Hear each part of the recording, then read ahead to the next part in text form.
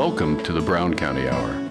Coming to you from the legendary hills of Brown, where the plum purple haze, the one nature herself drapes over the hills and hollers, inspires local characters, artists, and nature lovers.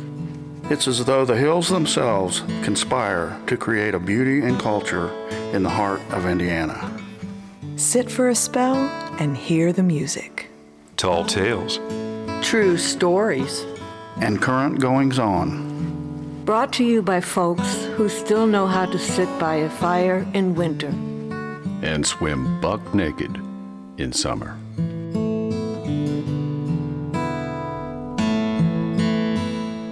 Welcome to episode 56 of the Brown County Hour. This is Cari Ray. And Dave Seastrom, along with the rest of the crew. This month, we have the privilege of introducing Lindsay Evans and his music. Linda Baden shares some information about disease in our forests, and Ruth Reichmann will talk about the Bison-Centennial. We have a new forest song from Cari Ray. Rick Fettig shares a hopeful message. Nancy Crocker will tell us about what's going on with the Arts and Entertainment Commission. And our own Dave Seastrom shares his perspective on the election. In our first segment, we'll introduce Lindsay Evans and we'll listen to his song, Morning Prayer. We'll also listen to a discussion about the diseases and insect infestations that are affecting the health of our forests with Linda Baden.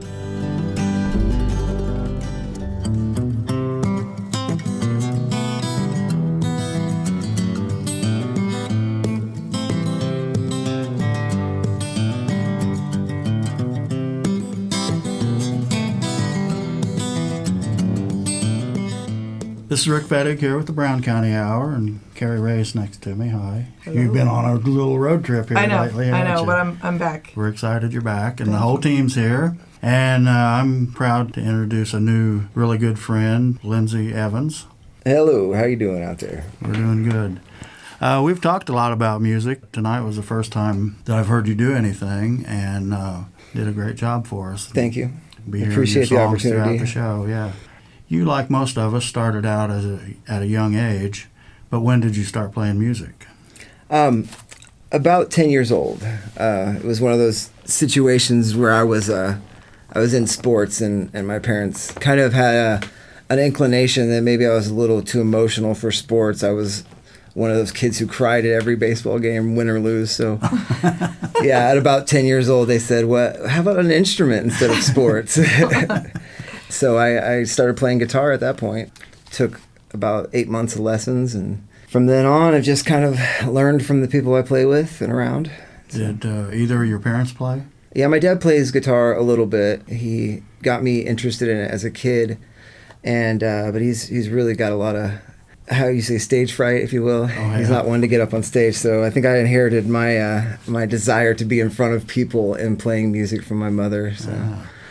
Really enjoyed the songs you played in here for us, but one of the cool things about being here and having artists come in is also to see what instrument they bring, which we have a lot of guitar players, and some folks just bring in guitars that are as they came off the rack, but I'm always really interested when an artist brings in an instrument that's absolutely has a look to it like it was sort of discovered and then made one's own. And so I have to ask you about your guitar. It looks like it's a Fender Dreadnought of sorts, but it looks well loved. It looks like it has a really interesting saddle. Indeed. And it also looks like it was originally a left-handed instrument, which you are not. So could you tell me a little about it? You are correct. It's I believe it was an auction find. My parents do auction stuff, and they picked that left-handed guitar up, and it has a really decent neck on it, and my dad's a woodworker, so the kind of natural progression for me was to become a luthier, not by choice but by necessity. Yeah, we talked a little bit about that at work. Yeah, so I have a really heavy hand with the guitar, and I've broken a lot of guitars. I used to play like punk rock music and really loud, like alternative music. Uh-huh. So I got to the point where instead of paying somebody else to fix it, I learned to fix it on my own. And the intonation was incorrect with the way that the bridge piece was going originally, so I just pulled it out, filled the hole in, and cut it the correct direction for right-handed playing. I see. Yeah.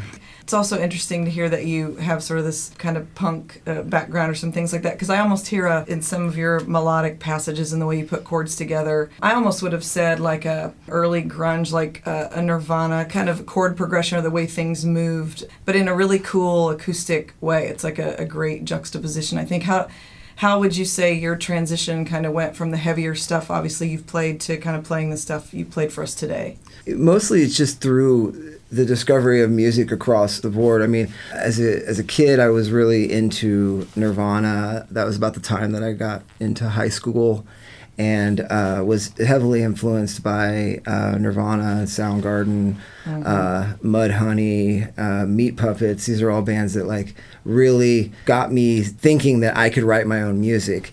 And beyond that, I've been in bluegrass bands and blues bands and, you know, straight up rock and roll cover bands. Sure. And all of these things have basically stretched, you know, what I do with the guitar. I try to push the envelope of songwriting because people love a good song. They don't love to go out and listen to stuff that doesn't connect with them. So anytime I hear a song that connects with me, regardless of the genre, I take it upon myself to learn it. When did you start writing? Yeah, I started about 94, 93. You know, the original stuff that I wrote, I was really good at dissecting the anatomy of a song that's popular, and there's, you know, a few key elements, and I would try to incorporate that in some way because, you know, you always want to leave somebody with a part of the song that they can't get out of their head. So, you know, I learned that pretty early on, that those are the kind of things that people want in a song, is that hook. So I think my original songs that I wrote in high school were about myself and about girls and about people's moms, which was a funny category to get into because as a 16-year-old, if you're writing a song and it's talking about mom, you know, when my mother read them, she was like, "What? I don't do that." I'm like, "No, this is somebody else. I've put myself in this person's shoes. This is not a song about you, even though it says mom and I'm singing it." So, you know, I believe that in writing a song, you can take yourself to a different place as well as take the listener to a different place. I just really appreciated your stuff. I appreciated that there was a great sort of diversity of sound. You know, you definitely have a style that is yours. Thank you. But not all the songs sound the same, which is always Right. It's always kind of a dance that you do, right? Like it's going to sound like you and you want it to sound like you. You have your own sound. Yeah. But you also don't want to put in a record and have like 3 songs in go, wait, didn't I already hear that song? Yeah, that is something that I've not necessarily struggled with, but always when I start thinking about, you know, I want to make this a song, I know that there's only 12 notes. We don't have a lot of things to choose from, and a lot of melodies have been used and reused. So, you know, I have to figure out when I'm writing a new song, what is this similar to? How am I going to distinguish this from that? You know, not only for a legal standpoint, if I ever get the opportunity to sell that song, but also from the standpoint of, you know, you want people to hear it and be intrigued, maybe recognize it on some level, and then recognize the difference. And that difference is something that they can say, well, this is why I like this song. It sounds like this song a little bit, but it's they do it something different here. Sure. So. Well, it was just really a pleasure to hear your stuff. And before I forget, because I get so excited about the music part, I sometimes forget the logistics part that we, of course, want to know about as well, which is where we can get your music if there's an opportunity to get it and listen to it. And then also any gigs you have coming up or places you might be playing, places people can catch you live. I have a SoundCloud account that's under the name Atophobia, and that is spelled AtephobiA, and the address on that is Unionville. And that is it's a reference to Ate, the goddess of ruin from, I think it was Greek mythology. The point being, though, that that's a fear of ruin, self-ruin specifically, that I've been battling for a long time in my life. And this whole group of songs, there's 3 albums on there available for download, and those songs are all in relation to my own inability to recognize why I was on a loop of self-destructive behavior and self-sabotaging behavior. So, I'd like to think that song, those 3 albums have concluded that phase of my life.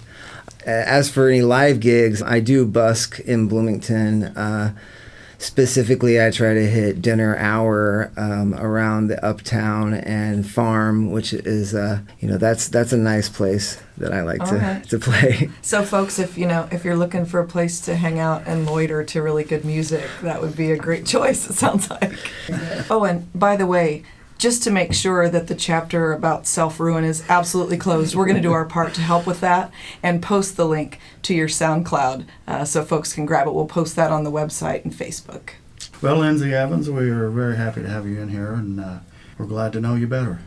Thank you, Rick, and thank you, Cari. Appreciate it.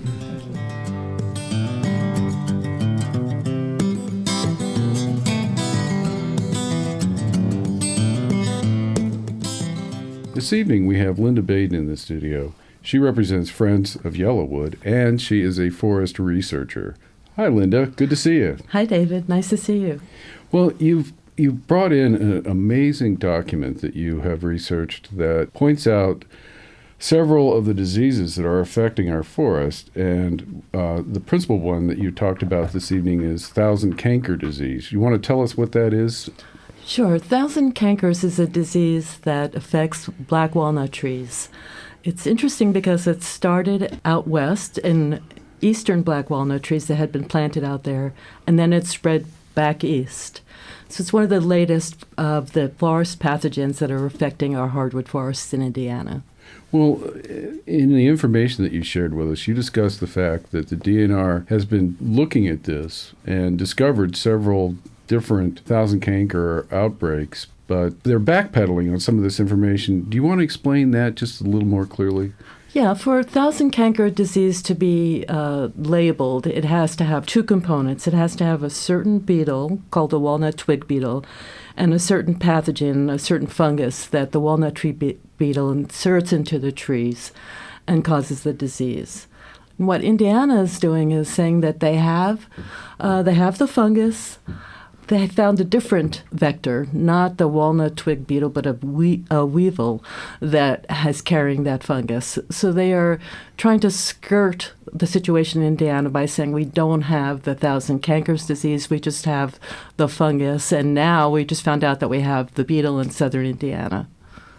Well, this has a huge economic impact on the state of Indiana. You want to talk about that for a little bit? Sure. I mean, black walnuts are the most valuable hardwood trees in Indiana. It's a major industry for the state. In 2010, there were an estimated 31.5 million walnut trees in Indiana. Approximately 17.7 million board feet of black walnut is harvested annually with an annual value of $21 million. If all the black walnut trees in Indiana were lost to the thousand cankers disease, it would represent a $1.7 billion loss to the state. Wow. So one of the things that you mentioned is that the DNR is not exactly being forthcoming and that they backpedaled on an earlier observation. You want to talk about that? Yeah, they originally, in 2014, when they got the results of a study that they had done in 2011, they announced that Indiana had joined the other states that now were infested with the thousand cankers disease. Then in 2016, they issued a press release that said, don't sell your black walnut. We do not have the walnut disease in Indiana, and we don't expect to have any substantial problems with it in the near future. So they went back on what they had said in 2014, tried to walk back that statement.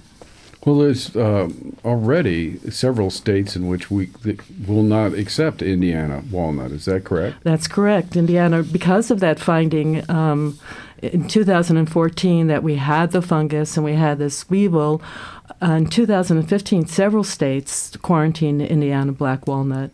And one state in particular, Missouri, absolutely forbids any black walnut to enter their state from Indiana. So if you took the advice of the DNR, it's already too late to sell your walnuts. This is true. This is a very good point. No, rather than telling people don't sell your walnuts, they need to really be working with both private landowners, walnut plantation owners, and the timber industry to understand what is truly going on, what realistic time frame and expectations might be, and help the private landowner put together a plan for how to deal with the disease. And they've done none of that. Well, one of the things that you pointed out is that there is a hopeful upside to this, but it's related to how much a given stand of walnuts is stressed. Would you go into that a little bit? Yes, well, the most recent research in the eastern black walnuts in the eastern states has been that the disease might not progress as vociferously as it did in the West, but that the deciding point seems to be whether there are stress events that would predispose the black walnut to this kind of insect attack. And so for a private landowner, that might be somewhat good news in that that private person can manage their forest in a way that reduces stress as much as possible, and except, of course, for natural stresses. But on the state forest, this is actually bad news. Right. Because the state is undergoing such a massive amount of logging, 1,000 times what they did 12 years ago, that they're severely stressing the forest as it is. And on top of that, they're already dealing with a number of invasive diseases or insects, the Asian longhorn beetle, the emerald ash borer, the sudden oak death, the sudden oak decline, the gypsy moth. So our forests are already under a huge amount of stress, which makes them even more vulnerable to this kind of disease. So, in essence, you're saying that the DNR has really dropped the ball here. They're not informing people, and their practices are potentially making the whole situation far worse. Yeah, I truly believe that that's the case, that they're trying to put the lid on information. They don't want panic selling of owners of black walnut trees. They want to try to stabilize the market for the short term, because obviously their long term is unknown. And they've suppressed information. They drag their feet. They're understaffed. Both forestry and entomology are way understaffed to deal with these kinds of challenges. So they have to rely on Purdue and the U.S. Forest Service to help them out. So, and at the same time, they are removing their black walnuts from the state forest. So they're not playing fair with the private landowner on top of everything else. Well, Linda, this is a tremendously important issue, and we originally recorded some 19 minutes of your dissertation on this topic, which is sadly a little too long for the Brown County Hour, which is why we're doing the interview right now. But I want our listeners to know that you'll be able to go to our Woodwatch webpage and hear the entire statement after the show is aired. So, Linda, thank you so much for coming in and talking about this important issue. And David, thank you so much for inviting me. Yeah. All right. This song's called Morning Prayer Song because that's the first song I like to sing every morning.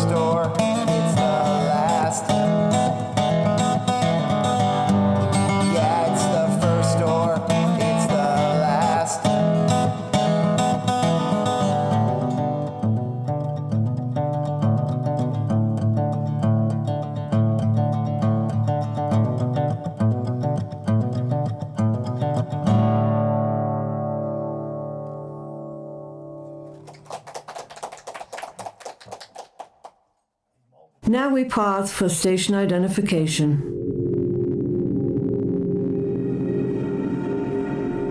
Support for WFHB and the Brown County Hour is brought to you by Plum Creek Antiques, located at the intersection of 135 and 45 in downtown Bean Blossom, where visitors can buy, sell, or trade most anything. More information is available by calling 812-988-6268.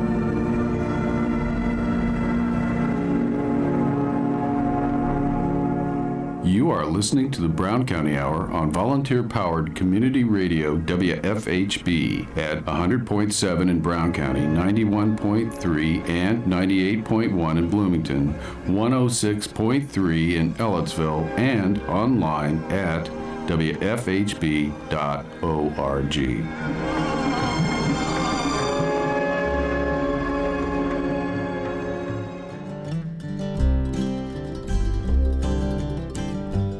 We'll begin this segment with a positive piece from Rick Fettig.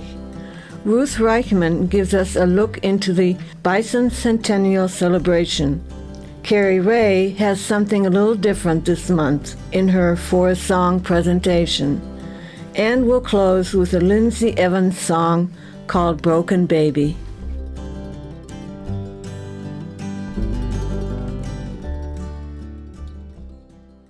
Greetings, one and all. I'd personally like to thank you for tuning in.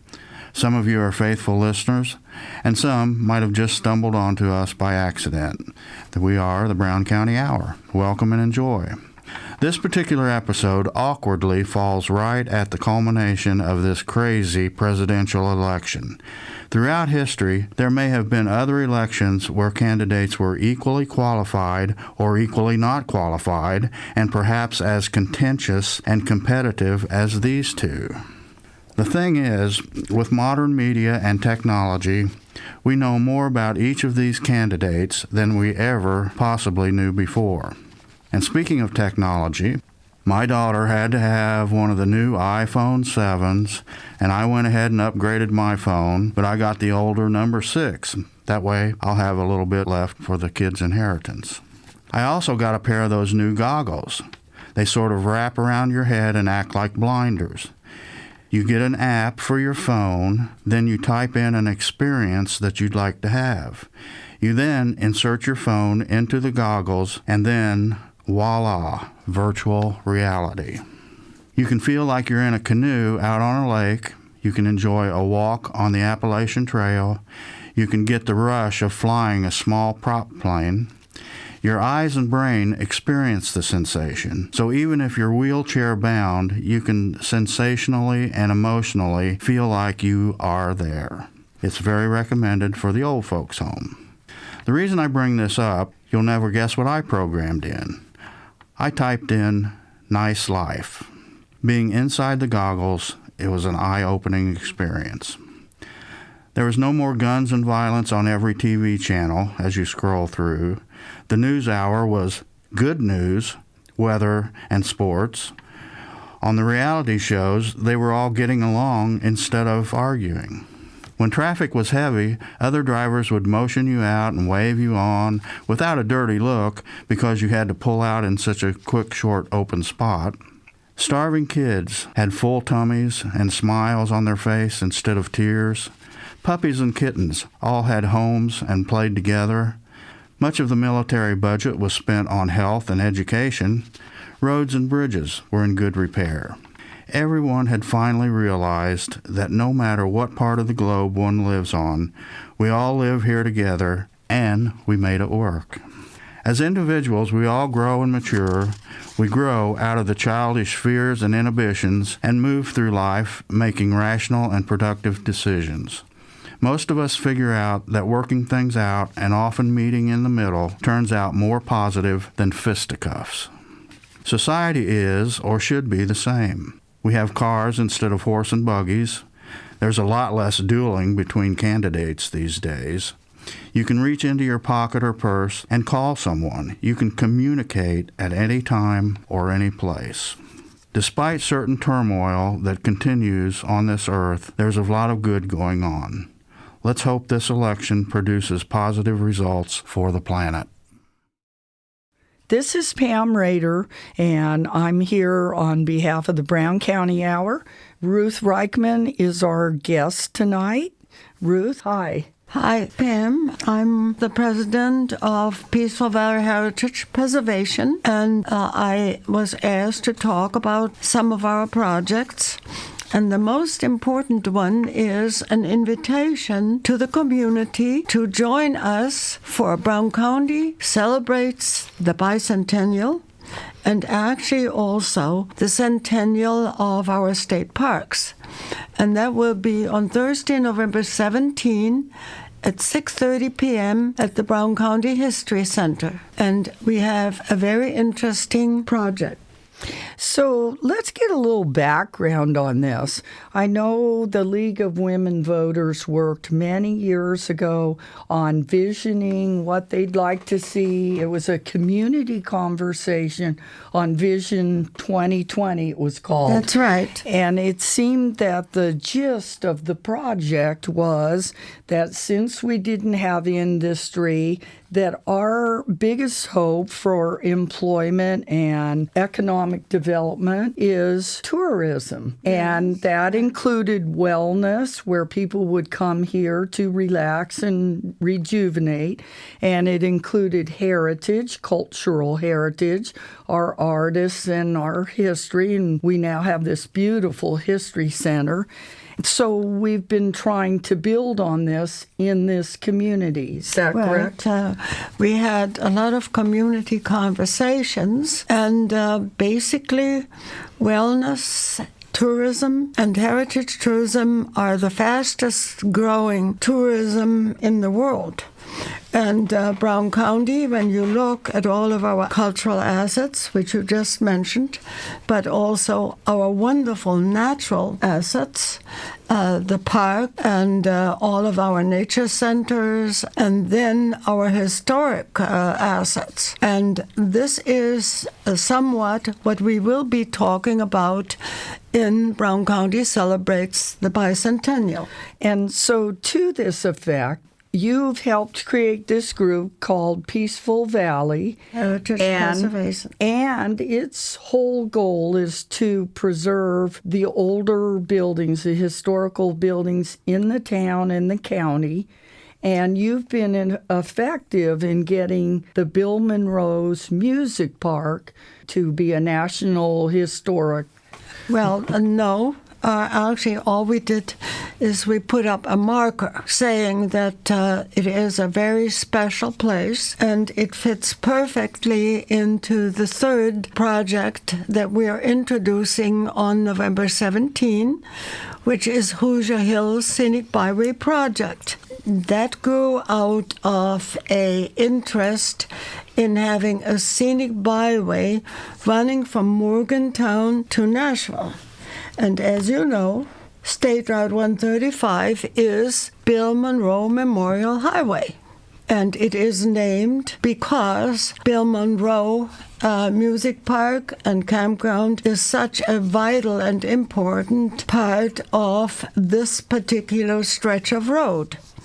And the oldest bluegrass venue in the world. Right. And it brings a lot of international guests. This is why I think we need to look at Bean Blossom from a historic as well as a natural project and try to bring it back. So this scenic byway, the map that I have in front of me, it'll go all the way up through Mooresville, Monrovia, all the way down through Brownstown, Medora, and the part in Brown County will be up 135 and 45, it looks like. Even 37's included. It's quite a big project. Right. What happened when we started meeting, all of a sudden, this scenic byway project created such enthusiasm that Monroe, Jackson, and Lawrence counties would like to become a part of it. And that is what you see here. So, in order to get this project off the ground, we were given assignments. All of us have to collect the different attractions, cultural, natural, and historic, including also eateries, because people love to go to restaurants, and all of the areas which are located near or can be looped from the scenic byway. So I've heard it said that the state park system was the gift Hoosiers gave to themselves on their 100th birthday. Right. So while the state's celebrating 200 years, the parks are celebrating their 100th birthday. And you've been part of trying to get the parks to have some of their historic sites refurbished, brought back to good condition. Is that correct? That is actually only a first step. That's a hope. We hope that by actually focusing on the park, and that is what we did.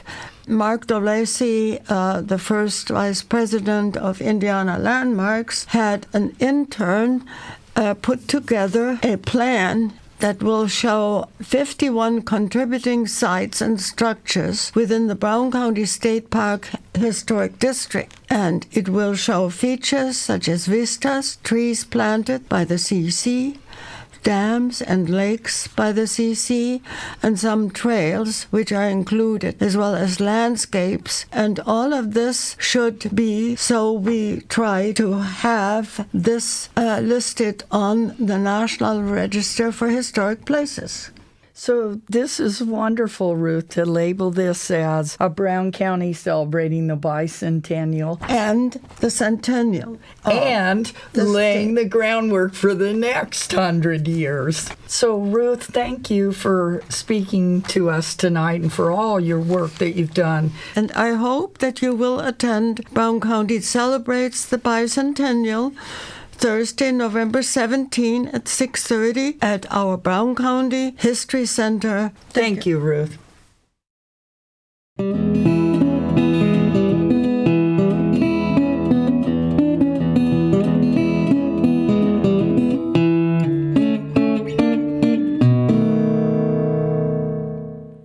Welcome to For a Song. I'm your host, Cari Ray. And something I've been thinking a lot about for a while now is the blurred line between songwriter and storyteller. In fact, I was planning to dedicate this segment to the exploration of that topic when I remembered that I had seen a Seattle-based singer-songwriter whose show was a mix of song and spoken word live right here in Brown County earlier this summer. His name is Jason Webley, and after his show, I sat down with him at a table outside for a chat while the crickets sang, the audience headed home, and the cows kept us company as they grazed in the pasture next to the parking lot. It went a little something like this. One of the things that really stuck out to me, Jason, about your show is this great kind of intermingling of storytelling through song and then storytelling, I guess, adjacent to the songs themselves. So I was curious as to whether or not that's something that you've always done as a performer, or is this something that's been more recent for you?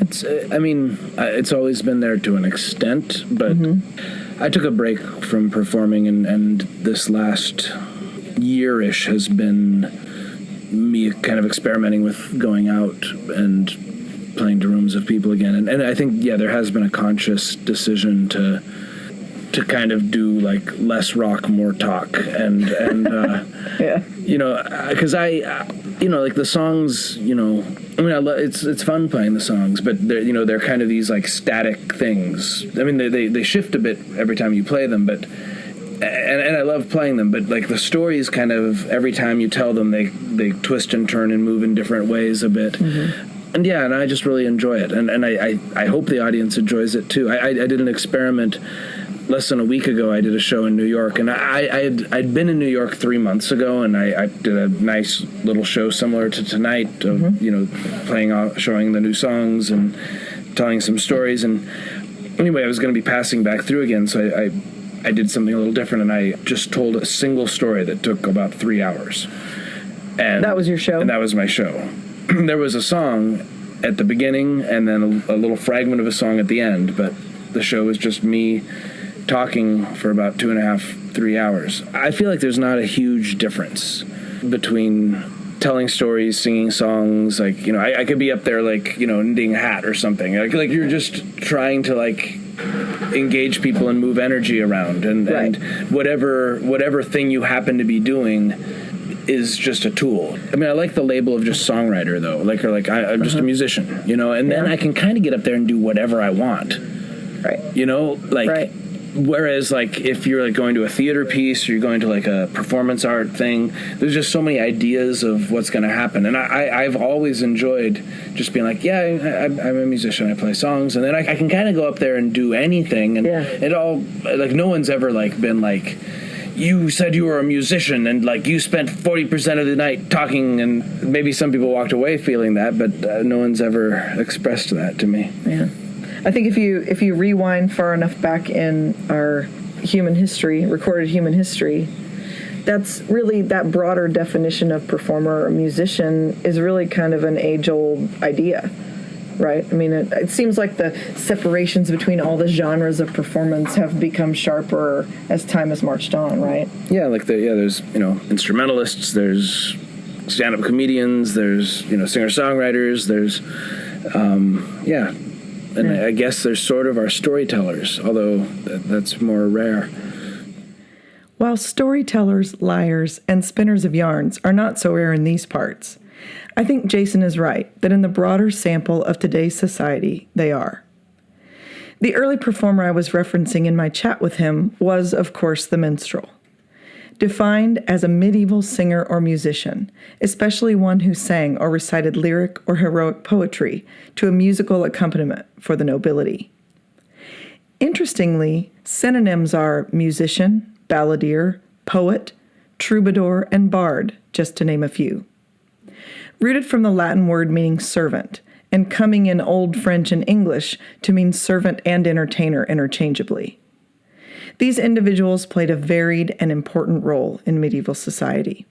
Singer, songwriter, poet, playwright, thespian, news anchor, historian, comedian, and satirist, all in the context of service.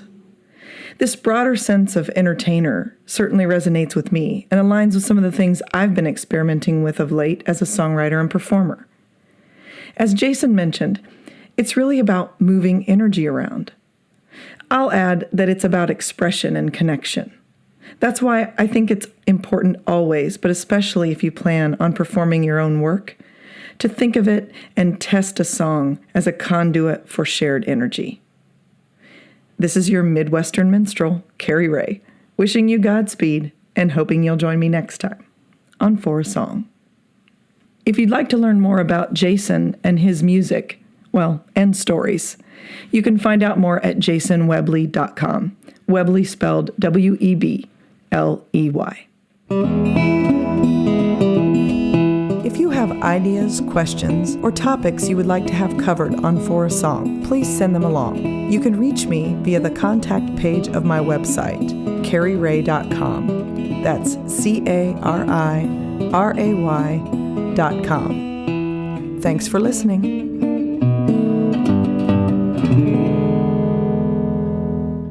The song's called Broken Baby.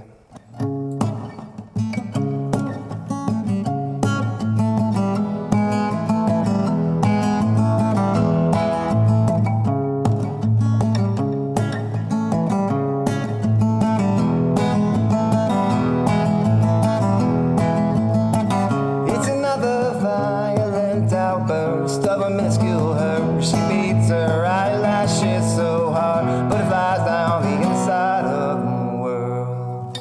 Words brown, breaking beat dance inside her head.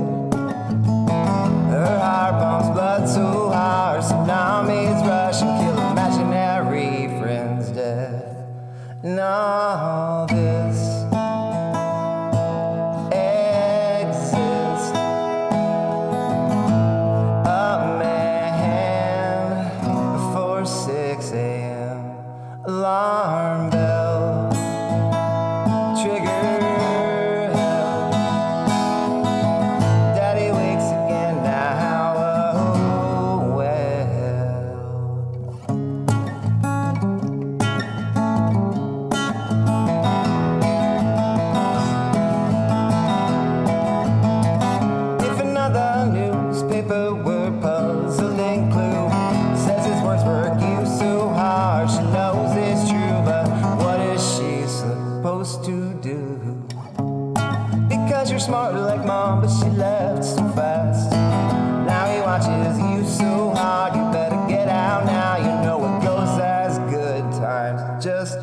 won't last. And all this exists. A woman after 6 p.m. Open door, address known. Daddy's home again now. You better lie down with the floor.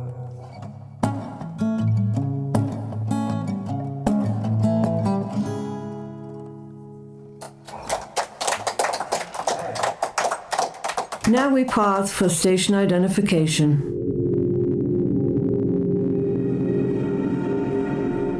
Support for WFHB and the Brown County Hour is brought to you by Plum Creek Antiques, located at the intersection of 135 and 45 in downtown Bean Blossom, where visitors can buy, sell, or trade most anything. More information is available by calling 812-988-6268.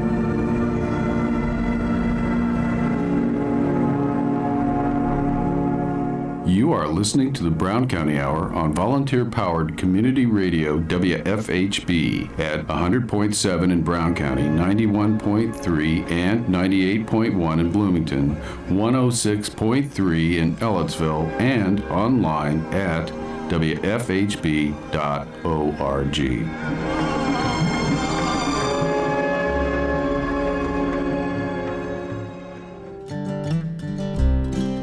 Our final segment begins with a conversation about the Arts and Entertainment Commission with Nancy Crocker, and we'll listen to a few words from Dave Seastrom. We'll close the show with another song from Lindsay Evans, Call Me Back. We have Nancy Crocker and Chuck Wills with us tonight, and we're going to be discussing the Arts and Entertainment Commission and the Bison-Centennial. Hi, guys. Hi, Dave. How are you? Oh, good. Thanks so much for coming in. You know, we had a little discussion about all of this as we were setting up, and this is actually a pretty interesting topic. So are we going to start with the bison? Sure. Well, let's hear about this bison. I will start with the bison. So basically, Larry Peugeot presented the bison at the commission meeting, and I kind of fell in love with it and right away snagged it and said I would be in charge. So the bisons roamed Indiana. So for the, quote, Bison-Centennial, they asked every county to have a bison and to paint it that would represent their county. Now, this is actually a plains bison. Is that correct? And we had woodland bison? I don't know. Splitting hairs? I have no idea. I believe actually it's a concrete bison. Yes. Concrete? Well, no, really. Is that really what it's made of? No, it's fiberglass. It's that's more much fiberglass. better. I can almost pick it up. Okay. And I don't think I could do that to a regular bison. So essentially, you got community involvement to paint and decorate this bison, and now it's at the courthouse. Yes. We did a call out for artists in the newspaper, and I am also a member of the Art Alliance, so I asked some people from there too, and we just kind of had an open paint at the Community Foundation. And it was great fun, and I learned so much even from other artists painting leaves on a bison. Well, it is an extraordinarily attractive bison, I have to say that. So the other things that you're involved in are public art.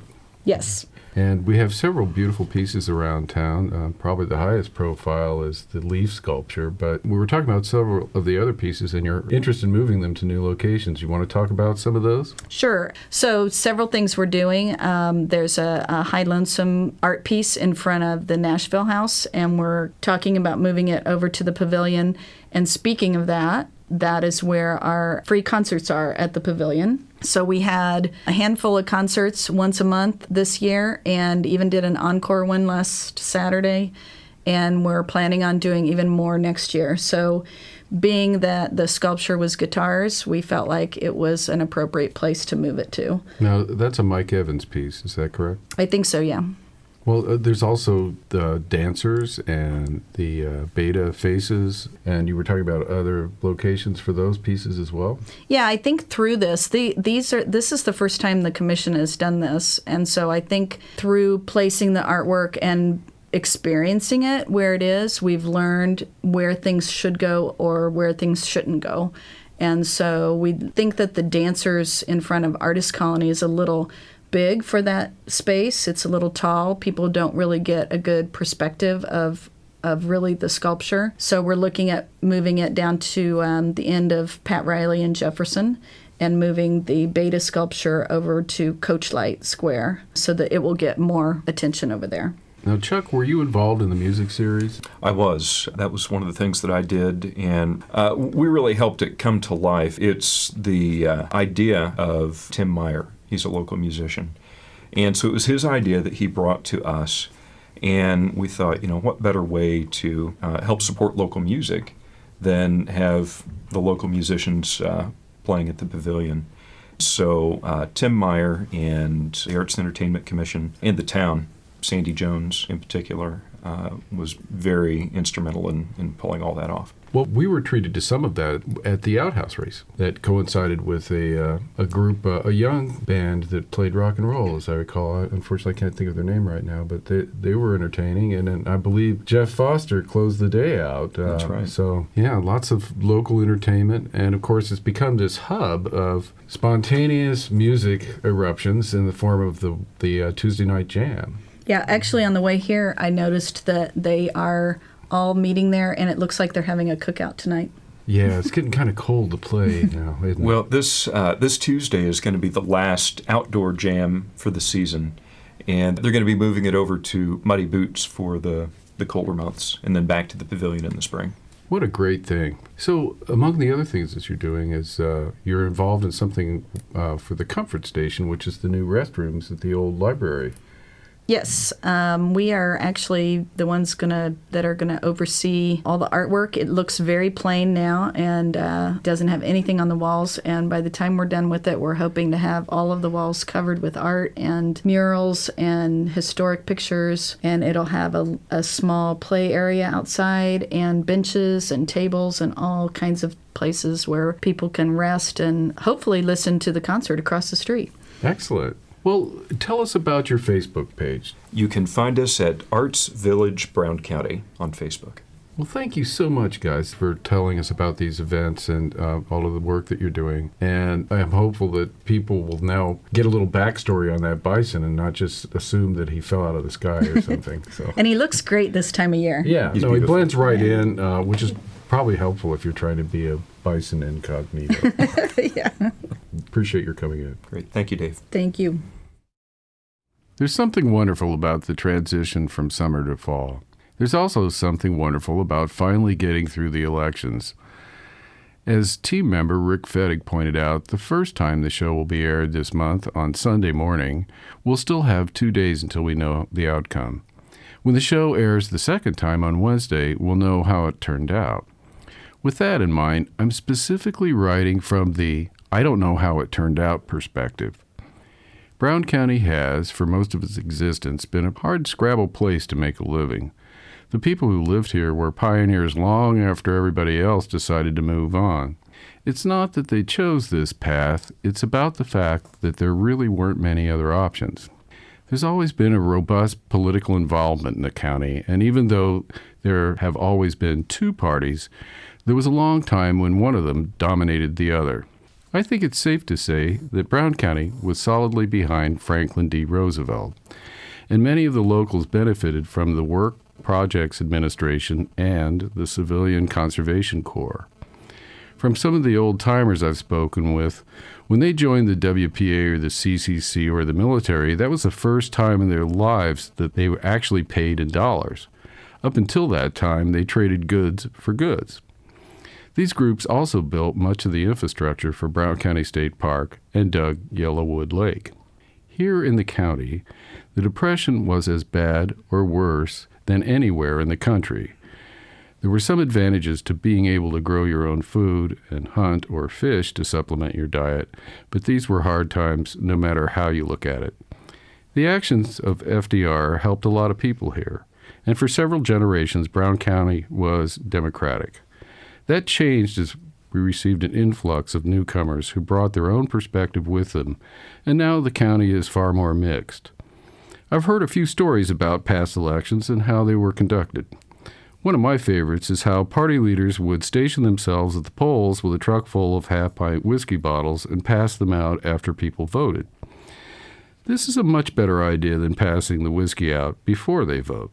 Given how few people vote these days, I think this idea might need to be revisited. In those times, the sale of alcohol was prohibited on Election Day, just as it is now. So I suppose the idea was the fastest way to that first drink of the day was to go to the polls and vote. There was a lot of enthusiasm for voting in the old days.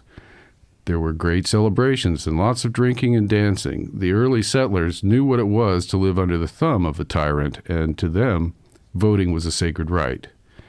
As the generations have passed, the collective memory of this experience has faded, and now increasing numbers of people stay home. I think it was easier to like politics in the old days. For one thing, as an individual here in the hinterlands, you were only exposed to so much at one time. There were local events that took place before the election and the newspapers to read the latest news from. But including the conversations you had with your fellow citizens, that was about it. Now we're tweeting and posting and frothing at the mouth during the 24/7 news cycle while we're obsessing over the latest polls. If you choose that path, you could spend the entire election season glued to your TV and never get any rest. One of the beautiful things about living in Brown County is the option to participate in the 21st century or not. Once enough current news is absorbed and you know who you're going to vote for, you have the choice to stop the flow of information. Here's a few suggestions on how to stay sane during the elections. Don't watch commercial TV or listen to commercial radio. WFHB and the Brown County Hour can help you with that. Great music can soothe the savage beast in all of us. And a good radio variety show can take us to unexpected places while we're being entertained. It's absolutely beautiful outside right now. The colors are a little flat this year, but the views are still spectacular. I think one of the effects of too much time spent watching the election is NDD. This is a horrible malady that can affect anyone who spends too much time inside. I'm talking about nature deficit disorder. Fortunately, the cure is as simple as taking a nice long walk in nature. Instantly, the stress of modern living fades away and we become the natural beings we've always been. The wind and the sky are the same in timeless serenity, and it becomes apparent that, in the big picture, the silly things humans obsess over don't matter as much as we think. So, if you're listening to the show on Sunday, hang in there. It's almost over. And if you're listening on Wednesday, I hope everything turned out for the best. In the meantime, I'm going for a hike. This is Dave Seastrom. See you next time. This song is called Call Me Back.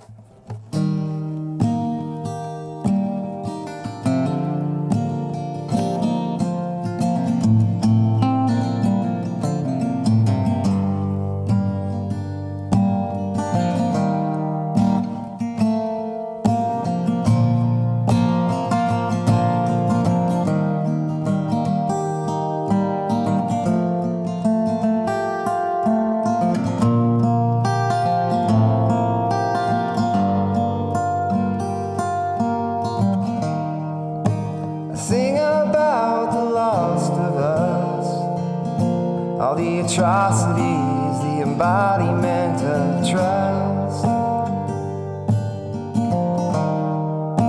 And those who by the wayside fall, sleeping way too much, trying to miss my call.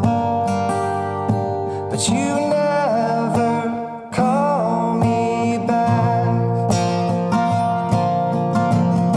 There's things you said I lack, inside you to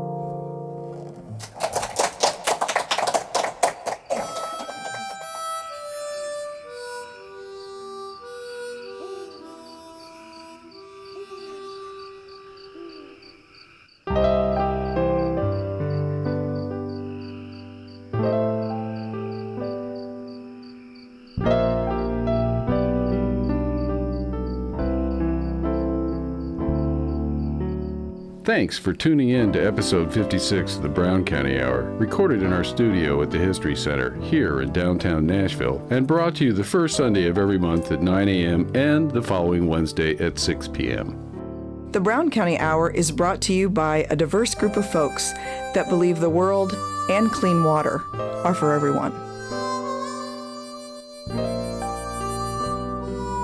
This show was produced by Pam Rader, Rick Fettig, Vera Grubbs, Cari Ray, and Dave Seastrom.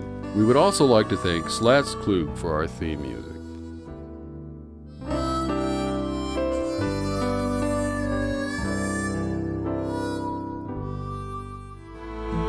You've been listening to the Brown County Hour. Coming to you from deep in the woods of Brown County, Indiana. celebrating the arts, culture, and nature that make this such a unique community. Visit us online at browncountyhour.com. The Brown County Hour is a production of WFHB. Volunteer-powered, listener-supported community radio for South Central Indiana. Take me back to my old Brown County home.